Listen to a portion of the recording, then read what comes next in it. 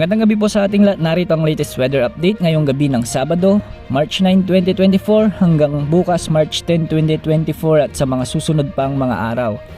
Patuloy na nakakaapekto sa Northern Luzon ang malamig na amihan ngayong araw, samantalang patuloy na magdadala ng mainit na panahon sa bansa ang easterlies o ang mainit na hangin mula sa karagatang Pasipiko.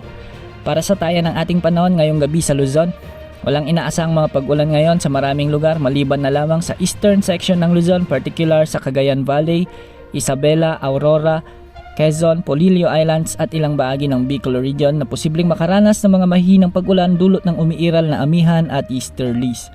Magiging bahagyang maulap na may mga tsansa naman ng isolated rains ang Ilocos region, Cordillera at natitirang bahagi ng Luzon.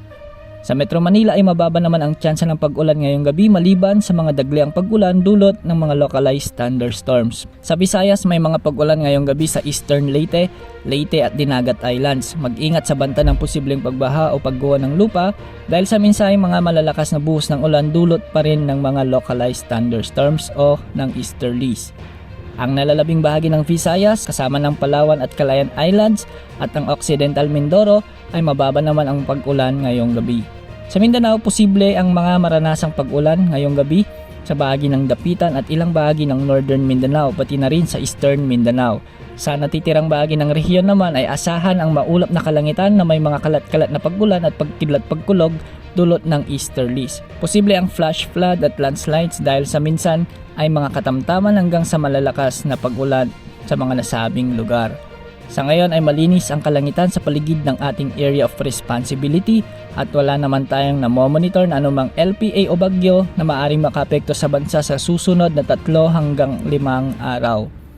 Malaya ring makakapamalaot ang ating mga kababayang mangingisda dahil wala ring nakataas na gill warning sa mga karagatang sakop ng ating bansa. Samantala, posibleng magtapos na ang El Nino sa bansa pagsapit ng Mayo o Hunyo, ngunit inaasahan na bababa pa rin ang pag-ulan pagsapit ng buwan na ito. Posibleng makaranas ng matinding pagkatuyo ng lupa ang maraming lugar sa bansa kaya pinapayuhan natin ang ating mga kababayan na magtipid ng tubig kung kinakailangan. Samantala, inasahan din na muling iiral ang La Nina sa bansa ilang buwan lamang pagkatapos ng El Nino. Ayon sa Pag-asa, may posibilidad na umiral ang La Nina at 55% ang tsansa nito pagsapit ng Hunyo, Hulyo, Agosto ngayong taon.